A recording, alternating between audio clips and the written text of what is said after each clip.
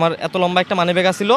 মানি ব্যাগের ভিতরে আমার বাইকের পেপারস, আমার ড্রাইভিং লাইসেন্স, আমার ট্যাক্স টোকেন, আমার 5টা ব্যাংকের এটিএম কার্ড। এখানে রেগুলার রাত্র 2টা থেকে 3টার ভিতরে যারা এখান দিয়ে যাওয়া আসা করে ওরা একটা গ্যাং লিডার ওখানে ওরা অল টাইম থাকে। এই কারণে মগবাজার প্লাজা থেকে শুরু করে আপনার হচ্ছে এই একটু সামনে পর্যন্ত এখানে কোনো সিসি ক্যামেরা নাই, যার কারণে ওরা এই সুযোগটা নেয়। ওদের এখানে কোনো ওদেরকে যে ধরবে এরকম কোনো ব্যবস্থা কোনো ওয়ে নাই, বা ওরা কারা, ওদের চেহারা কি, ফেস কি, ওরা এই সুযোগটাই ওরা এদিকে কাজে লাগায়। এমনকি কিছুদিন আগে এই মাসখানেক আগে একটা মাছ ব্যবসায়ী, উনি কারণ বাজার ব্যবসা করে, ওনাকে ফজরের সময় দিনের আলোতে ওনাকে আটকায়, ওনার ভ্যান আটকায় ওনাকে এখানে পেটের ভিতরে ছুরি দিয়ে পার মারা হয়েছে। ইভেন ওনার কাছ থেকে 18,000 টাকা নিয়ে নেওয়া হয়েছে। 18,000 টাকা নিয়ে তারপরে ওরা চলে যায়। আর উনি অনেক কান্নাকাটি করছে ওইখানে বসে। সকালে পর্যন্ত যখন আমরা বের হই তখন দেখি উনি রাস্তার পাশে 8 দিনের ওইখানে কান্নাকাটি করতেছে। তখন আমরা যাওয়ার পরে উনি বলতেছে আমার সব শেষ, ছোট ব্যবসায়ী। তাহলে সেক্ষেত্রে আসলে যারা কষ্ট করে কামাই করে তারা বলছে যে কষ্টের কামাই করা টাকার ইনকাম করার মজাটা কি। আর ওদের মতো কিছু এই ছিনতাইকারী ডাকাত ওরা অস্ত্র টস্ত্র ধরে ভয় দেখিয়ে তারা সব কিছু নিয়ে নেয়। আসলে আমাদের এই স্বাধীন দেশে তাহলে আমরা স্বাধীনটা কোথায় পাইলাম? আমরা কিভাবে স্বাধীন হইলাম ভাই? যদি আমরা এই আতঙ্কে থাকা লাগে, আমরা টহল দিতেছি, আমরা এত পরিশ্রম করে আজকে দেশটা, এখন যদি সবাই যদি না এগিয়ে আসে, সরকার যদি না এগিয়ে আসে, তাহলে এই সুড়ঙ্গ পথগুলো যদি বন্ধ না করে আর এই ফুটপাতে কেন ঘুমাবে? সরকারের এটা ব্যবস্থা নেওয়া উচিত যে না, আমাদের দেশের মানুষ কেন ফুটপাতে ঘুমাবে? যেহেতু তাদের বাবা মা নাই বা তারা আর্থিকভাবে দুর্বল, তাদের কিছু নাই, কিন্তু তাদেরকে কোনো না কোনো একটা নির্বাসন কেন্দ্র একটা তৈরি করে দেওয়া উচিত যে না, তারা সবাই এখানে থাকবে।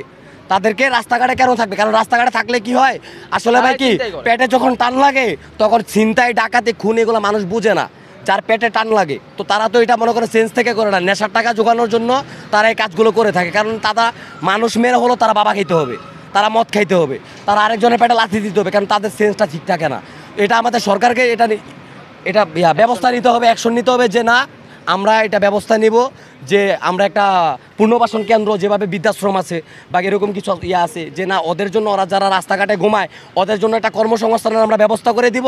ইভেন আমরা এখানে যেন রাস্তাঘাটে কেউ যেন না থাকে সেই ব্যবস্থাটা আমরা নেব। এটা সরকারের কাছে আমাদের অনুরোধ, আমাদের কাছে এছাড়া তো আর কোনো বিকল্প নেই। কারণ আমরা কতটুকু আমরা করতে পারি, আমরা যথাসাধ্য আমরা যতটুকু চেষ্টা আমরা করে যাব দেশের, কারণ দেশের কোনো ক্ষতি হলে এটা আমাদের ক্ষতি।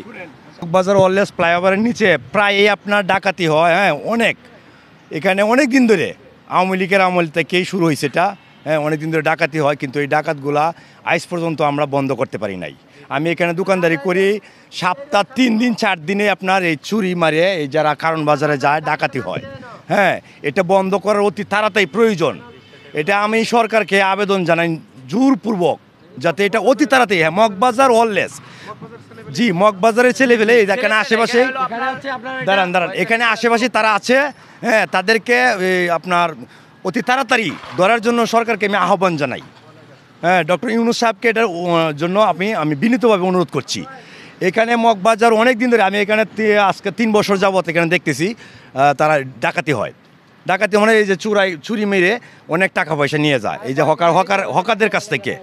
হ্যাঁ, ব্যানে নিয়ে তারা এই মাছ কিনতে যায়, কেউ সবজি কিনতে যায়, হ্যাঁ অনেকে আপনার এই অনেক মার্কেটে ডিম আনতে যায়, এই মোবাইল নিয়ে যায়, নগদ টাকা পয়সা নিয়ে যায়। এই পর্যন্ত আমি দেখতেছি না ওটা বন্ধ হইতে, কিন্তু ওইটা অতি তাড়াতাড়ি বন্ধ করার জন্য বিনীতভাবে অনুরোধ করছি আমি সরকারকে। তাদের ধরার জন্য উপরে গেছিলাম, যাওয়ার সময় আমার মানি ব্যাগটা আমার এত লম্বা একটা মানি ব্যাগ ছিল। মানি ব্যাগের ভিতরে আমার বাইকের পেপারস, আমার ড্রাইভিং লাইসেন্স, আমার ট্যাক্স টোকেন, আমার 5টা ব্যাংকের এটিএম কার্ড, আরও বিভিন্ন ধরনের আমার এনআইডি কার্ড সহ বিভিন্ন ধরনের পেপারস আছে। সাথে অল্প কিছু টাকা ছিল, টাকা নিয়ে ফ্যাক্ট নাই। যদি কেউ আমার মেবি আমার মনে হয় যে উপরে আছে, যদি না থেকে থাকে, যদি নিচে পড়ে থাকে তাহলে নামার সময় ট্রাকের ওদিক দিয়ে পড়তে পারে। যদি কেউ দেখে থাকেন, আমার নাম রিফাত কবির শাওন। এই মগবাজার মোড়ে আসলে, মগবাজার প্লাজার নিচে আসলে আমার মামাতো ভাইয়ের দোকান। আমার ফোন নাম্বার হচ্ছে 01942411141।